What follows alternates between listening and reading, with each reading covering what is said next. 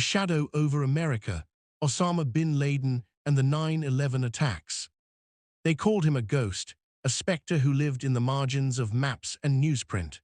Osama bin Laden moved through deserts and safe houses, a man whose name would come to mean a new kind of violence, sudden, public, and designed for the age of television. Born into a wealthy Saudi family in 1957, bin Laden's early life gave him access to the world's corridors of wealth and influence. But by the 1980s, he had crossed into a different orbit. The war in Afghanistan, foreign fighters gathered against Soviet forces, and a network of militants bound by ideology, training, and money. Over a decade, the contours of an organization, Al-Qaeda, the base, formed. It was at once a movement and a covert network, stitched together by personal loyalties, religious rage, and strategic patience. For years, Al-Qaeda struck abroad, embassies in Africa, the USS Cole in Yemen, and the World Trade Center in 1993, the latter an earlier omen of what would come. These attacks were brutal, but they were also, in the militants' calculus, signals that a small group could beat the world's superpower at its own strengths: economy, mobility, and media attention. The plan that would remake the modern world did not happen by accident. It was the product of years of networking, of recruitment, of training camps and flights of ideology. It culminated on a clear Tuesday morning, September 11, 2001, when 19 hijackers boarded commercial airliners and turned ordinary commuter routes into instruments of mass murder. 2 planes struck the Twin Towers in New York City, a third crashed into the Pentagon, a fourth fell in a field in Pennsylvania after passengers fought back. Almost 3,000 men, women, and children died that day.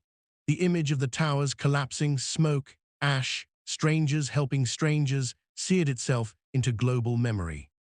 For survivors and families, the story was never abstract. It was loss measured in names on a wall, in the scent of smoke, in the hole left by someone who would never come home. Firefighters, police, and ordinary citizens became the first lines of response. Rescue turned to recovery. Grief turned to a long, public reckoning. Governments reacted with force and legislation. The US launched a global manhunt and military campaign. Afghanistan, where al-Qaeda had sanctuary, became ground zero for that response. Intelligence agencies hunted leads across continents. Cooperation and conflict played out in diplomatic cables and closed-door meetings. The US Congress passed new laws aimed at preventing future attacks. Some measures sparked debate about civil liberties and oversight that continues to the present. For nearly a decade, bin Laden stayed at large despite being the subject of the largest manhunt in history. He released videotapes and messages, claiming responsibility and trying to justify violence in religious terms. His words sought to explain, his image sought to intimidate, but to most of the world, they were the voice of a criminal hiding behind ideology. The hunt ended on May 2, 2011, US time, in a compound in Abbottabad, Pakistan. A CIA-led team carried out a nighttime raid that killed bin Laden.